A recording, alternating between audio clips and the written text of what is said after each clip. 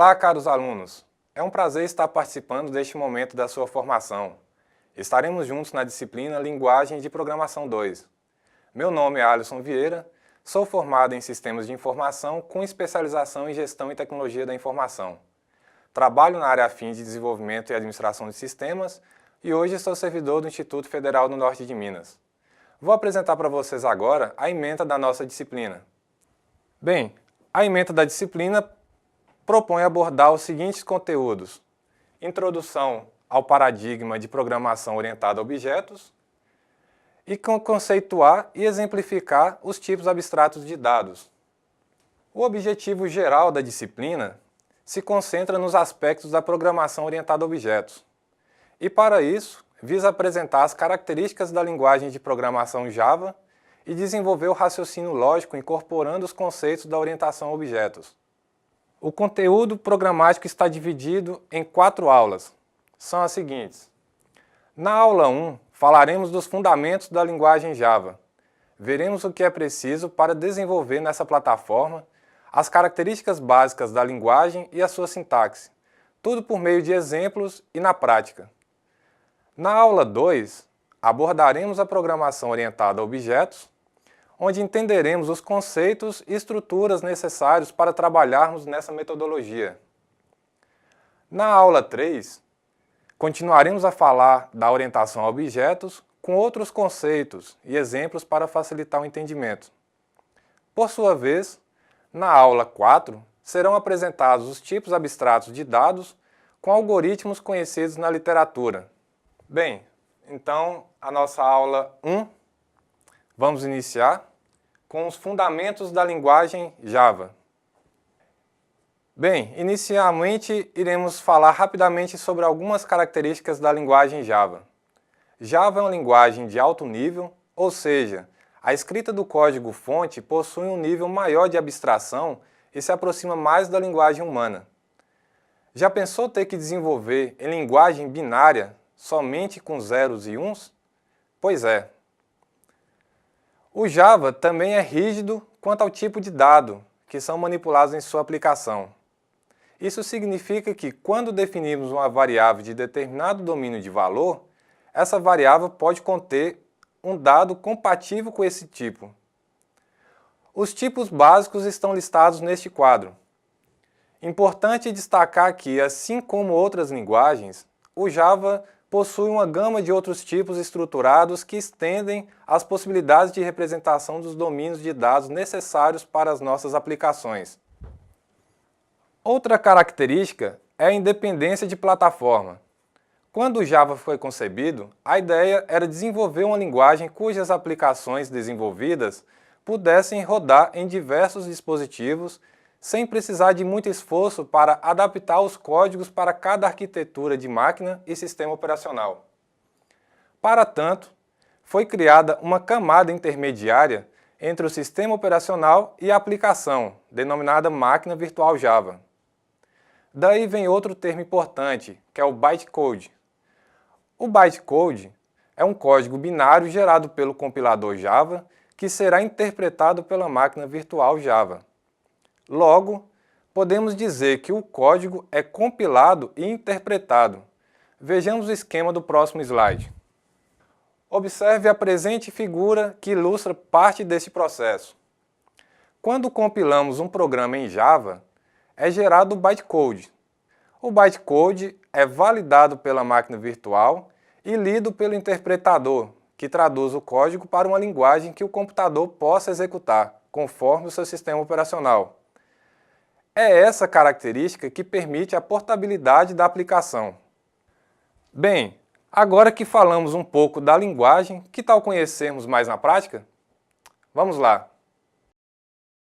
Bem, antes de iniciarmos, vamos falar aqui dos requisitos para podermos desenvolver os exemplos ao longo da disciplina.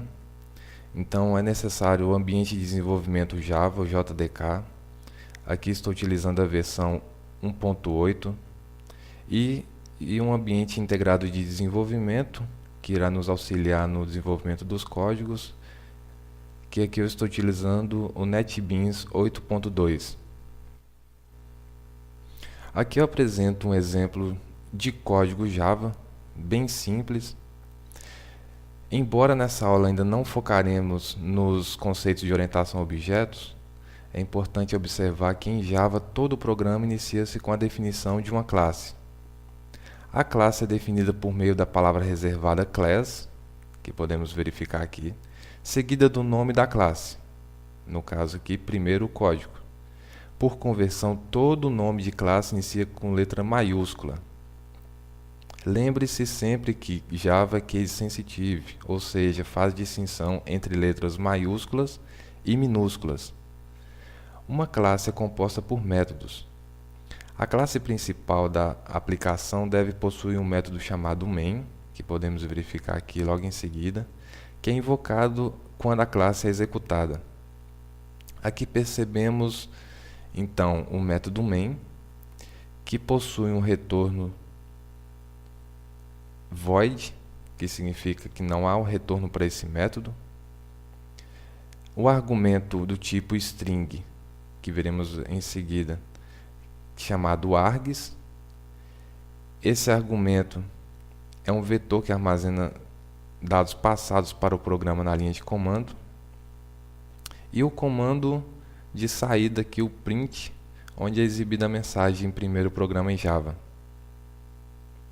Vamos fazer isso aqui no ambiente de NetBeans. Aqui no NetBeans, inicialmente vamos criar um novo projeto do tipo Java, aplicação Java. Avançar. Aqui vamos definir o nome dessa aplicação. Vamos colocar aqui, por exemplo, aula 1. Finalizar.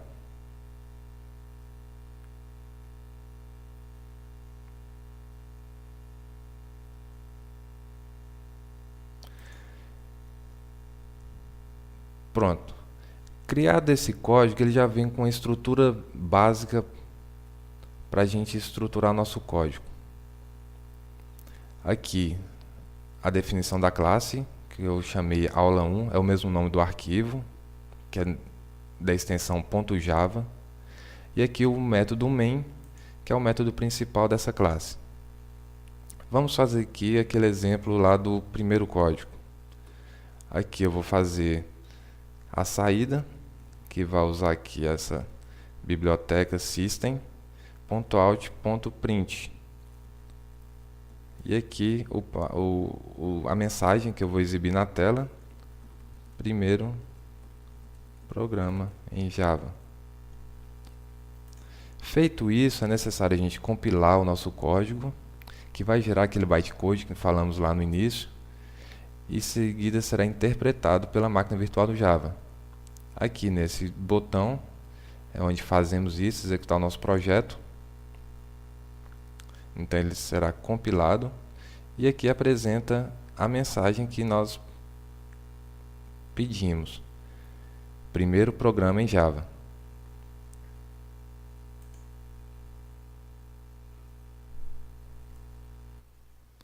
Voltando aqui ao slide, os comentários na linguagem Java podem ser feitos de duas formas. Utilizando // quando a gente vai comentar somente uma linha, e com /*, fechando com */, quando a gente comenta mais de uma linha. A declaração de variáveis no Java segue mais ou menos o padrão da linguagem C. Então, eu vou primeiro definir qual tipo dessa variável. Então, por exemplo, eu quero uma variável do tipo inteiro, chamada A, e uma variável do tipo B. Eu posso fazer em sequência aqui, separado por vírgula. Outra forma de declarar a variável é colocar o tipo, o nome da variável e inicializá-la com valor. Também é possível. Então, vou colocar aqui mais um tipo de variável do tipo double. com nomes E e F. Isso aqui eu vou deixar assim por enquanto. Ok. Nós percebemos que na linguagem Java há a possibilidade de uma conversão de tipo de dado implícita e explícita. Qual que seria a diferença? Nesse esquema aqui apresentado, nós percebemos o seguinte, que essas setas elas estão caminhando no sentido do tipo de dado de menor tamanho representativo na memória para aquele de maior representação, ou seja, de maior tamanho. Então, se a gente limitar aqui somente aos tipos de dado numérico, eu tenho o inteiro, em seguida o long, em seguida o float e com maior capacidade e precisão, o double. A conversão implícita, ela ocorre nesse sentido da seta. Ou seja, eu posso converter um inteiro para long, ou um inteiro para float, ou para double. Isso é implícito na linguagem. Agora, se for de interesse fazer uma conversão do tipo double para int, aí já tem que ser uma definição explícita. Vamos ver como isso acontece. Imagina que nesse nosso exemplo que temos as variáveis do tipo inteiro A e B e double E e F. Vamos inicializar nossas variáveis A com valor 5 e E, que é do tipo double, com 4.75. Uma conversão do tipo implícita seria, por exemplo, eu falar que F, que é do tipo double, vai receber o valor de A.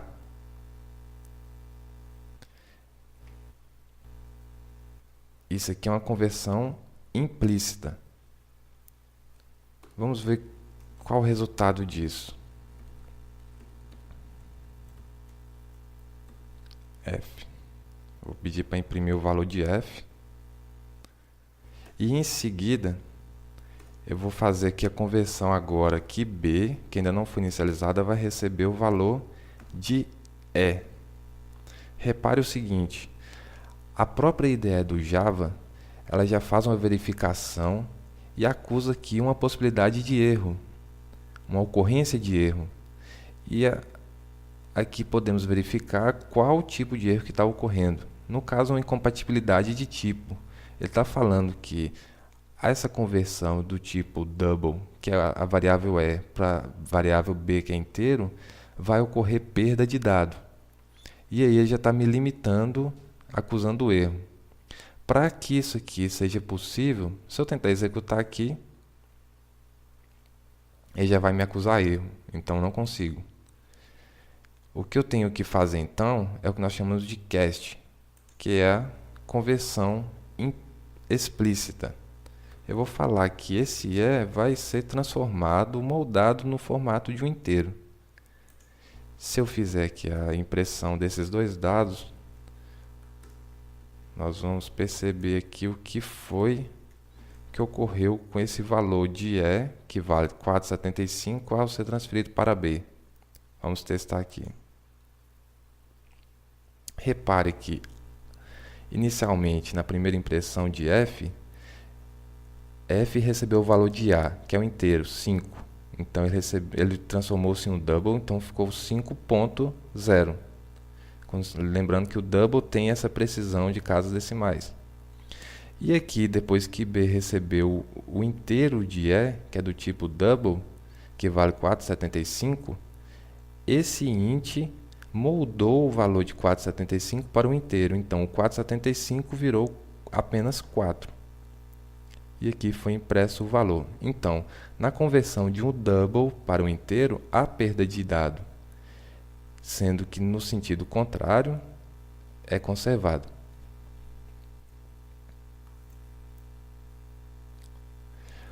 Outro tipo de dado da linguagem Java é a string.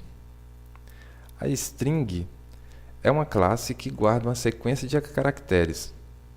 A declaração básica é Qual tipo de dado? String, lembrando que o S é maiúsculo, e o nome da variável, no caso aqui nome, ponto e vírgula.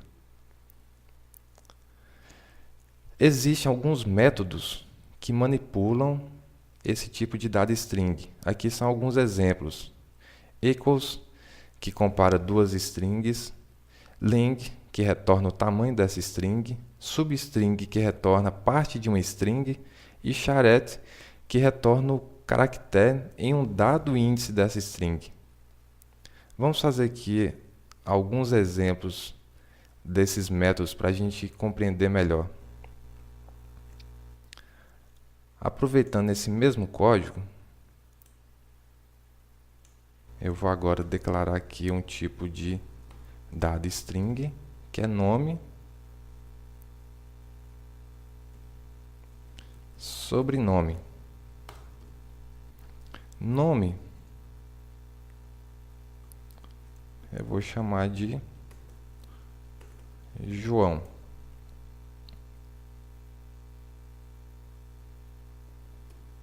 Sobrenome,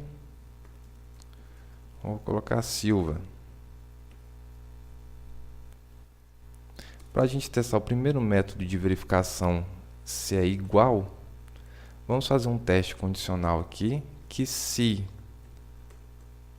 nome ponto. Aqui repare que sempre que a gente começa a digitar algum código, a própria ferramenta dela já complementa dado o conhecimento que ela tem da linguagem. Então aqui eu vou aproveitar o equals, consigo ver também outro aspecto aqui, que é a descrição de como esse método trabalha. Então aqui eu vou verificar equals sobrenome. Se o nome for igual ao sobrenome, eu vou fazer uma impressão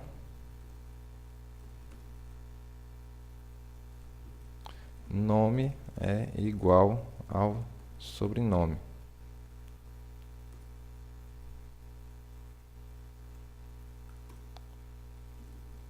Se não, eu vou colocar aqui que nome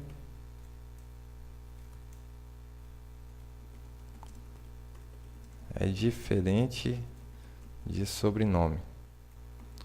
Vamos testar aqui e ver o que vai acontecer. Nome é diferente de sobrenome. Então, lembrando que para string, a comparação tem que ser feita com o tipo, usando o método equals. Se eu colocar aqui os dois iguais, só para a gente validar, nome é igual ao sobrenome.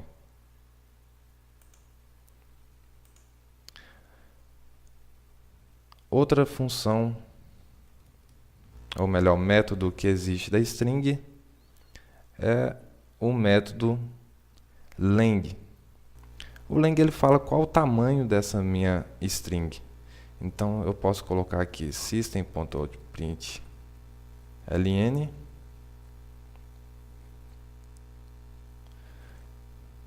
número de caracteres do nome. Aqui eu vou colocar um mais para concatenar a saída desse texto com o valor da variável nome. Então nome.len.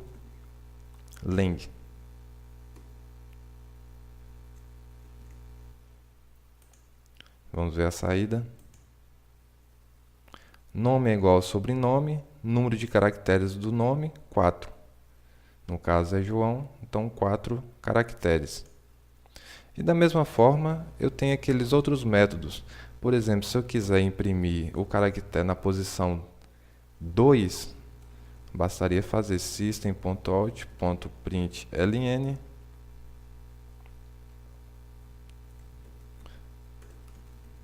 caractere 2 é igual, vou concatenar com, vou usar o método agora, nome.charette com índice 2. Executando, é o A. Lembre-se que, como o string é um conjunto de caracteres, ele sempre é indexado a partir de zero. Ou seja, o J aqui é a posição 0, o primeiro a posição 1, o A a posição 2 e o último O a posição 3. São 4 letras, então ele vai de 0 a 3. Fica aí de treinamento vocês testarem os outros métodos da classe string. Outro tipo de dado que tem na linguagem é o array. O array é um tipo de dado criado a partir de outros tipos existentes na linguagem. A declaração é no formato básico. Qual tipo de dado básico? Int. Vetor, aqui é o meu nome, estou falando que ele é do tipo array, que é igual um new int 10. Essa estrutura a gente vai compreender melhor na próxima aula, mas basicamente é falando que eu quero um novo objeto que contenha 10 inteiros, uma estrutura de vetor de 10 inteiros. Deste modo, temos um array com 10 elementos do tipo inteiro. Nesse outro exemplo aqui, eu tenho uma variável chamada meses, que também é um array ou um vetor, se ficar mais fácil entender assim, que tem dados do tipo string. E aqui eu já fiz a inicialização desse meu vetor meses com alguns dados, Jan, Fev, Mar e Abre. Então ele tem 4 posições.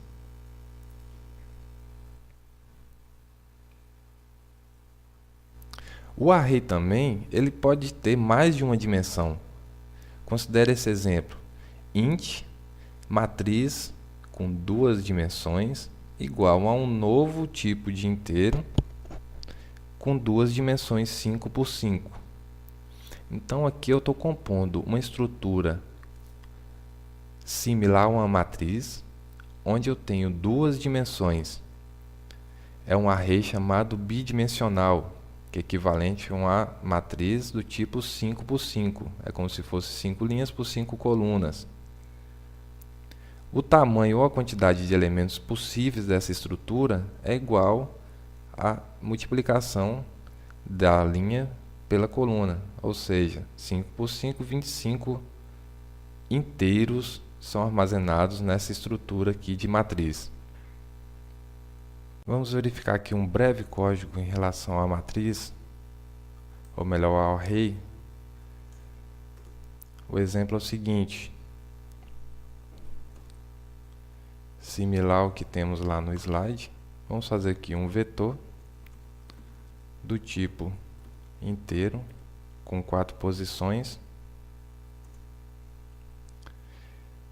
Para eu acessar qualquer uma dessas posições, eu tenho que fazer indexação. Então, vamos supor que eu quero armazenar o valor 10 na primeira posição. Então, vetor na posição 10 recebe, ou melhor, na posição 0 recebe 10. Então, a primeira posição desse meu vetor é a posição 0. A segunda, 1. A terceira, 2. E a quarta, 3. O índice 3. Então, sempre é o índice uma unidade menor do que o tamanho desse meu array.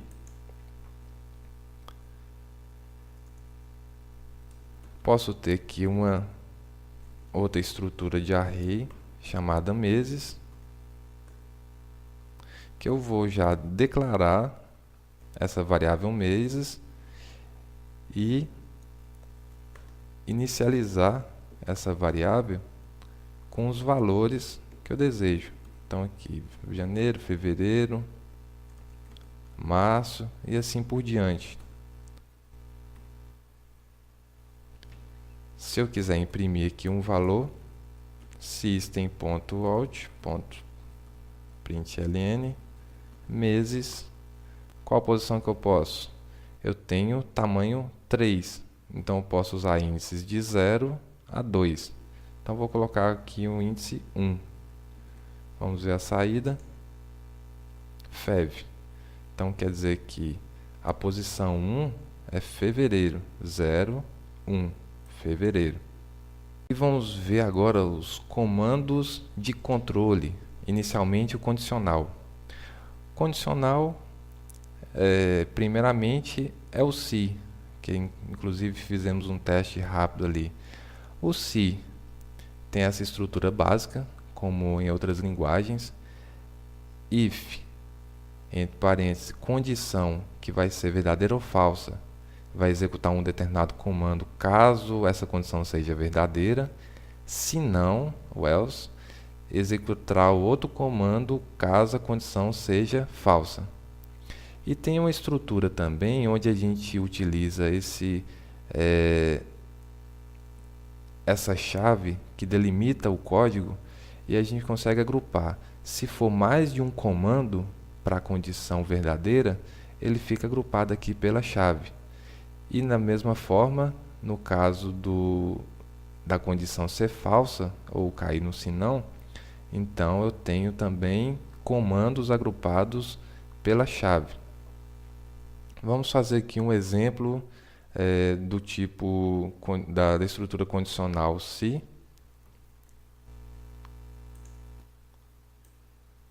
Bem simples, onde testamos se um número é par ou ímpar. Então, imaginemos que temos aqui uma variável do tipo número. Eu vou inicializá-la aqui, por exemplo, com o valor 15. Qual condição? Se esse meu número mod, que é usado esse símbolo de porcentagem, que é o resto da divisão inteira de um número por outro, dividido por 2. Se isso aqui der um resto 0, eu posso afirmar então, vou colocar a mensagem aqui de saída, system.out.print número par. Caso contrário, else, eu já sei que só pode ser ímpar. Então, print número ímpar. Salvar, vamos executar número ímpar. Vamos testar aqui novamente agora com número par, 18. Número par. Essa aqui é a saída padrão no terminal.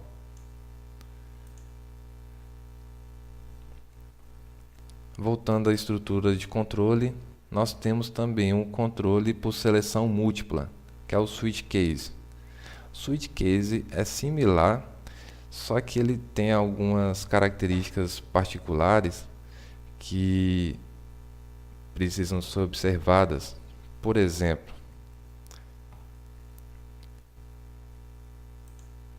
imaginemos que temos o seguinte caso: switch num % 7.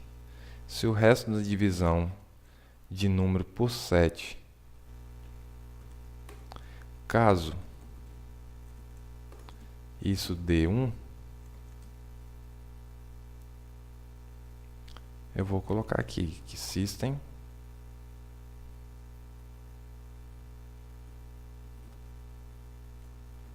dá uma saída padrão.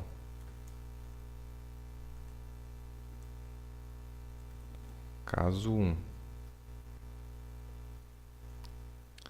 Vou copiar aqui para facilitar. Caso 2.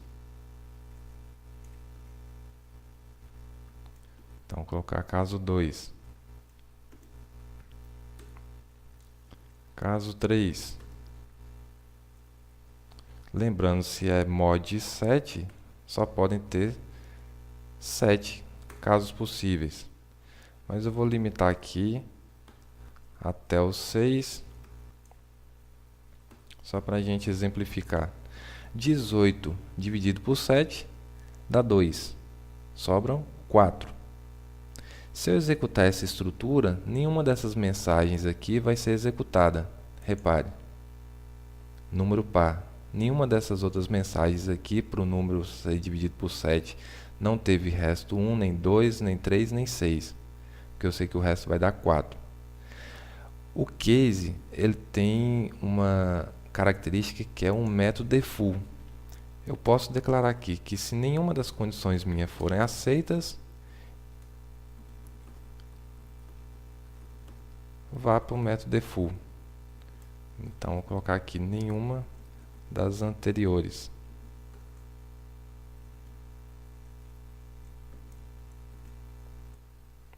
Executar nenhuma das anteriores, ou seja, não foi nenhuma dessas aqui e caiu na questão alternativa padrão.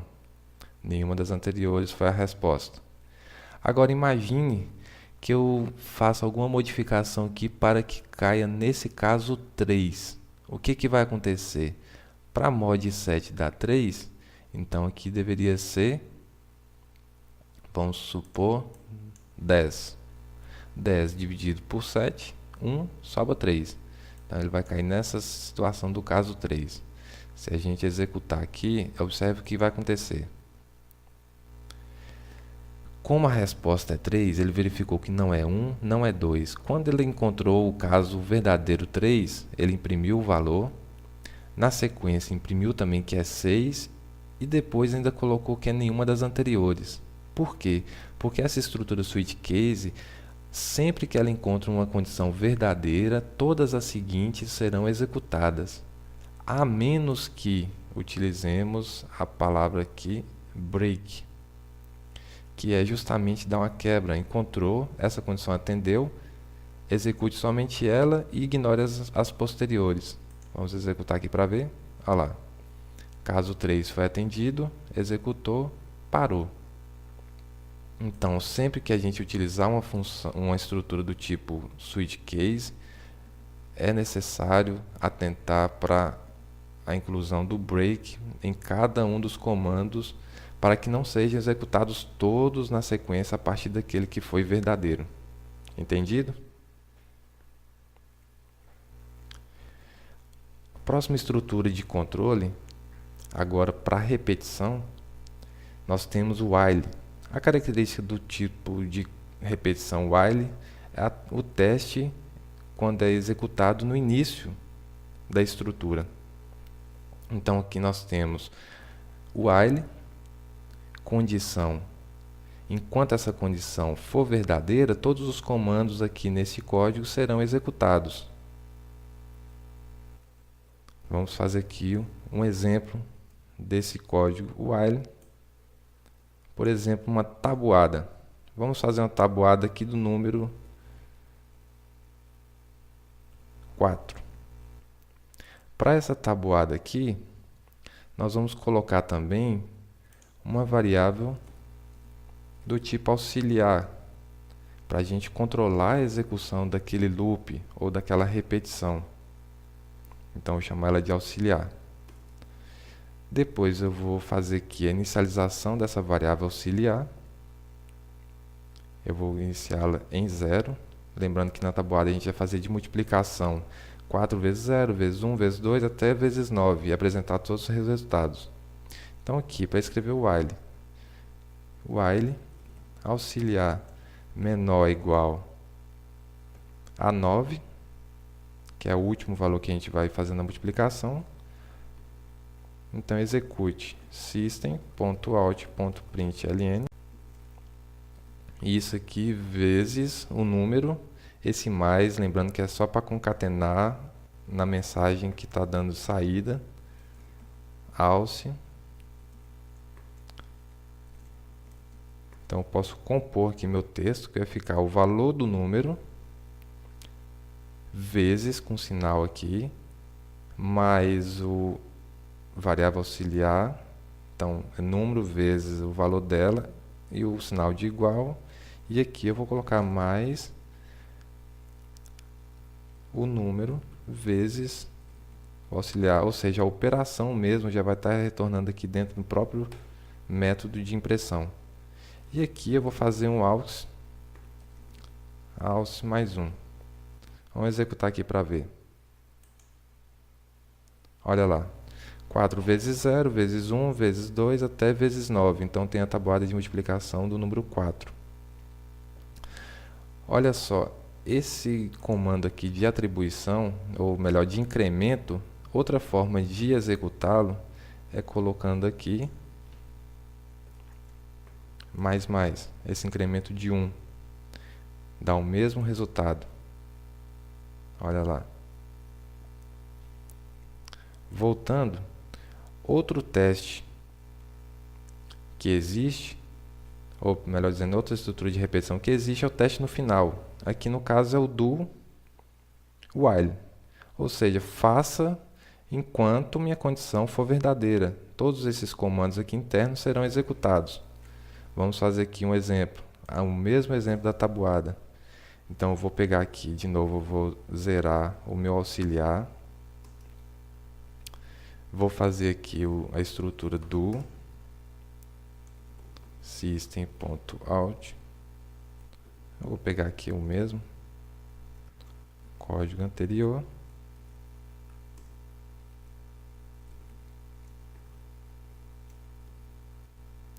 E aqui eu não esquecer do teste, que é ao final, menor ou igual a 9. Então eu vou fazer todo esses meus comandos enquanto o auxiliar for menor ou igual a 9. Vamos executar aqui para ver o que vai dar. Então está aqui, na primeira execução, acabou aqui. E a segunda, novamente usando agora o do while, o mesmo resultado. Por fim, o último método de repetição é a estrutura do for. Repare que ele tem uma característica um pouco peculiar, pois ele já faz a inicialização da variável de controle, ele já tem a sua condição também de parada e o incremento é feito também na sua própria estrutura aqui do cabeçalho. E em seguida temos os comandos.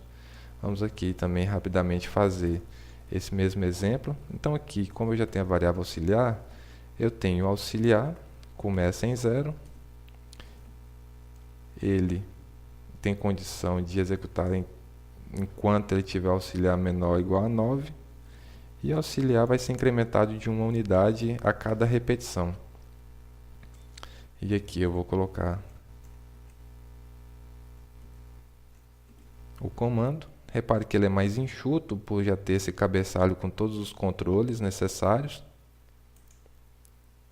Olha lá. Então a primeira vez, a segunda vez com do while e a terceira vez com for.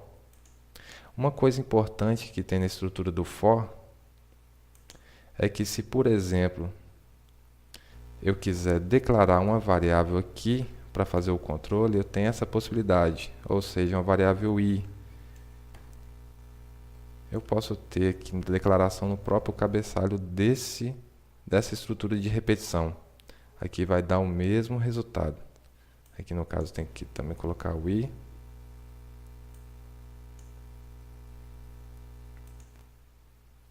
Olha lá, a mesma coisa. E uma característica interessante nisso aqui, e importante, que tem que ter muita atenção, é, uma vez que eu declarei essa minha variável na estrutura do cabeçalho do for, eu não posso utilizá-la aqui embaixo após a estrutura do for. Por quê? Isso aqui a gente tem a ideia do escopo de variável. Esse escopo dessa variável i, ela é restrita à estrutura do for, até onde está delimitado pelas chaves que compõem essa estrutura do for. Quando eu uso aqui do lado de fora, ele vai dar mensagem para mim que não identifica que símbolo é esse chamado i. Eu teria que ter uma declaração aqui externa também do i. Então isso é o que chamamos de escopo de variáveis. Quando eu declaro dentro de um escopo, ele só existe dentro desse escopo mais interno. Quando eu declaro ele aqui no início, ele tem um escopo um pouco mais global.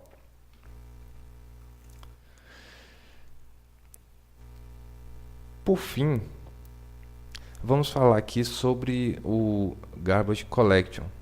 Diferentemente de outras linguagens de programação, como o C++, onde a memória dinâmica é alocada explicitamente, em Java, a alocação e a desalocação de memória acontecem de uma maneira automática, transparente ao desenvolvedor.